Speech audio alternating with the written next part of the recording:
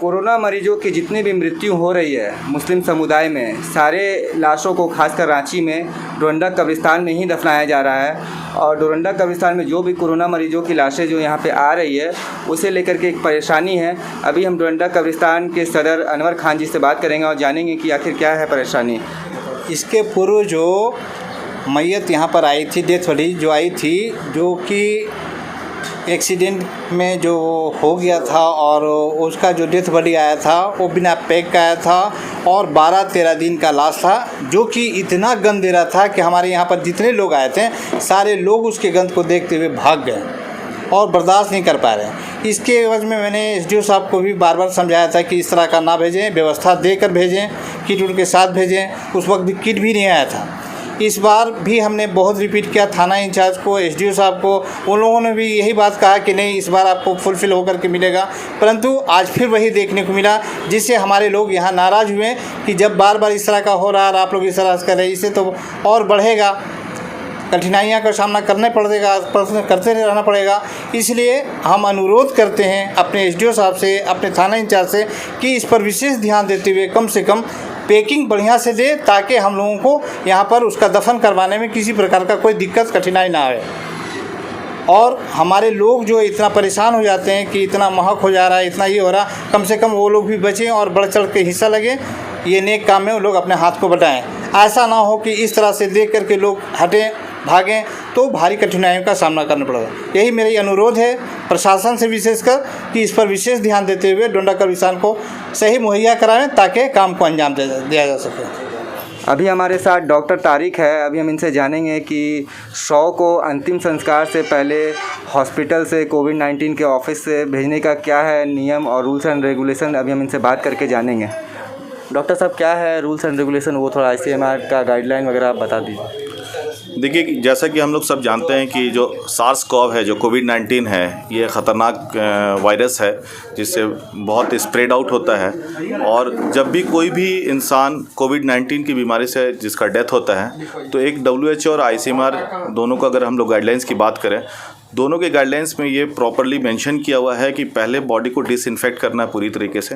Disinfect करने के बाद उसको एक प्रॉपर बैग आता है, जो बॉडी बैग जिसको बोला जाता है, जो लेदर से बना हुआ होता है, ऑलमोस्ट लेदर मटेरियल होता है वो प्रॉपरली उस लेदर मटेरियल में डाल करके और स्टिच किया जाता है, चारों तरफ से पैक किया जाता है उसको, और उसके बाद फिर उसको डिसइंफेक्ट किया जाता है वो सारे बैग को, और उसको फिर सेफली हैंडओवर किया जाता है।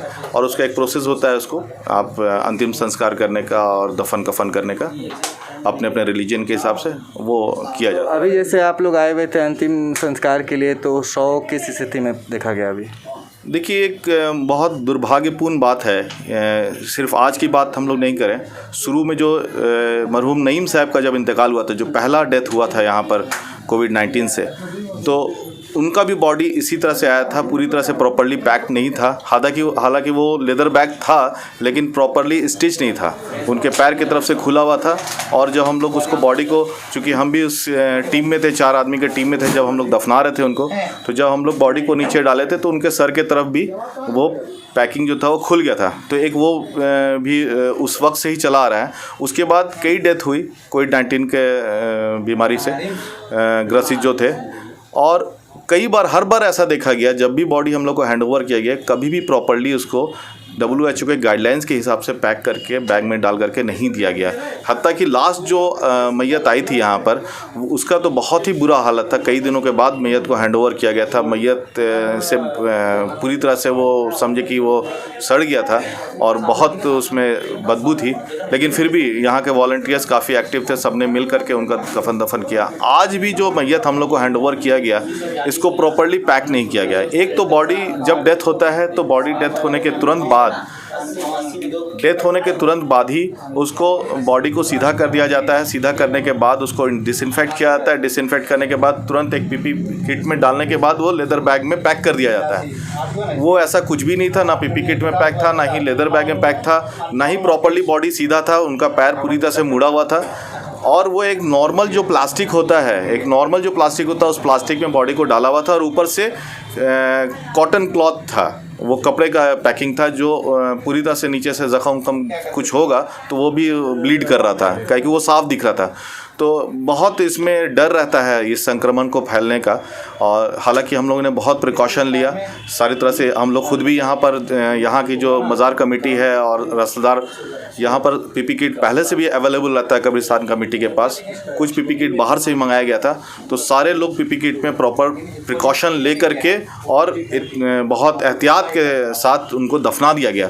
लेकिन अफसोस की बात यह है कि जो प्रोटोकॉल है, जो गाइडलाइंस है, जो एसओपी है WHO और ICMR का, उसको फॉलो नहीं किया जा रहा है। ये जो विषय है, ये कोविड-19 डेथ बॉडी को हैंडओवर करने का जो विषय है और इसमें जो कमियां रह जा रही हैं, जो प्रोटोकॉल को गाइडलाइंस को जो फॉलो नहीं किया जा रहा है, इस विषय को ले इसमें काम करते हुए जो JMCC है, झारखंड मुस्लिम सेंट्रल कमेटी, इसकी एक टीम जो है बहुत जल्दी जिला प्रशासन से मिलेगी और उनसे डिमांड करेगी कि इसको हम लोग पूरी तरह से इसका ध्यान रखें, प्रोटोकॉल को फॉलो करें, ताकि ये जो महामारी है, ये जो संक्रमण है, ये फैले नहीं।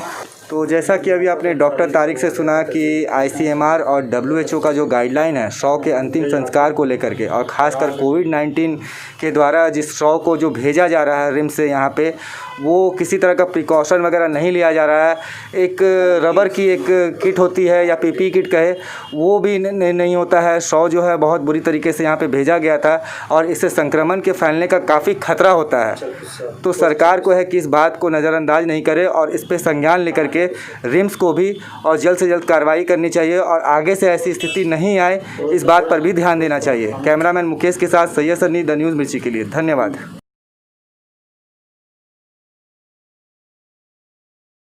सब्सक्राइब करें हमारे YouTube चैनल को और लेटेस्ट अपडेट के लिए बेल आइकन को